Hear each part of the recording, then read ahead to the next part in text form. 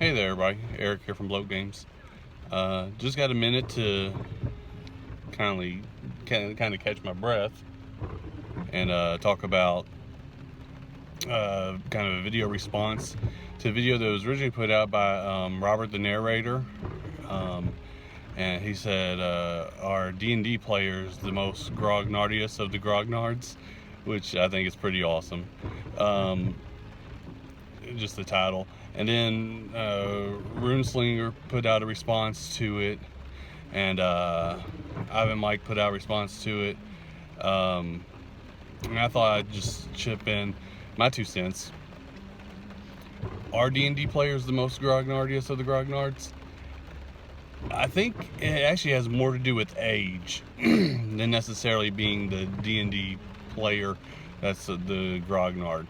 A lot of people who are playing Dungeons and Dragons, especially those who are playing like part of the old school Renaissance movement, who are playing like first edition and all the retro clones that are out there, they are a little bit older and a little bit more set in their ways.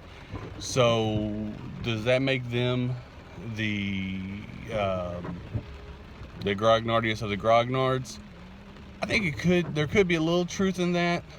Although, to tell you the truth, I've kind of found a backlash coming from like story gamers. I've gamed with the same group of friends. They're my best friends.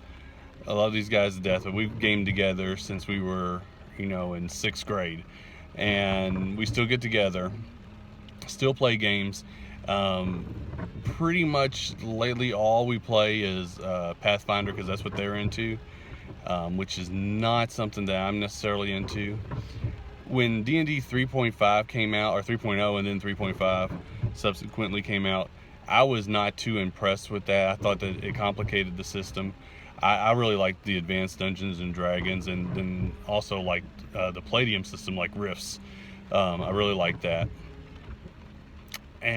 But my friends, over time, they've kind of got set in their ways, and they want to play just, like Pathfinder or a system that they already know. They don't want to have to learn a new system.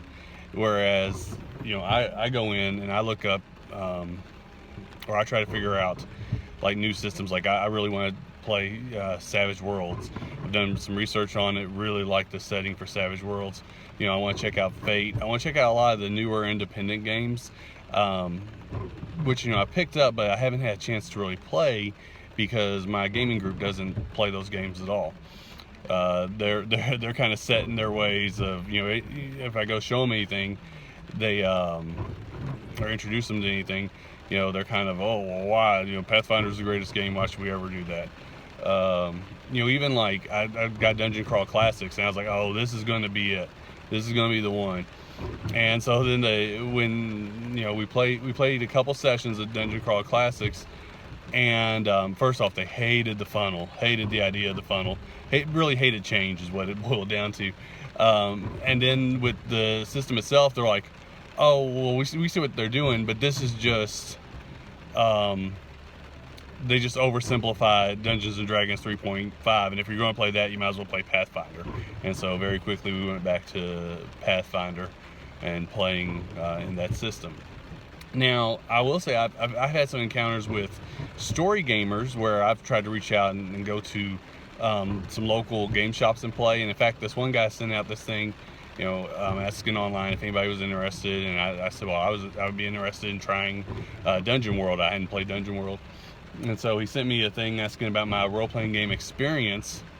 And I sent back and I told him, I said, like it started with Dungeons and Dragons I played, and I kind of listed several different things that I had played.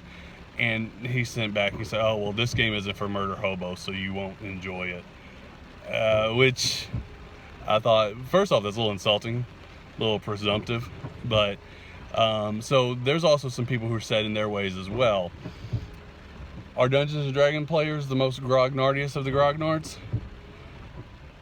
I'm going to say yes, but like I said, I think it has more to do with age and familiarity than with anything else as far as you know, picking the game system just because it's the game system or because they think it's the best. It's not necessarily that. I think it's because it's the most familiar to the gamers, thus they believe it's the best, but they're not willing to try any of the other games to figure that out. So that's kind of my 2 cents.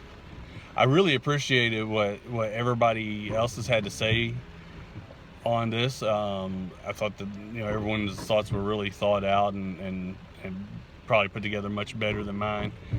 But I definitely wanted to chime in and say that, you know, that at least in my experience, as far as people being grognards, it's more the fear of change than anything else. I mean, everybody, you know, I love original Dungeons and Dragons. I love basic D&D.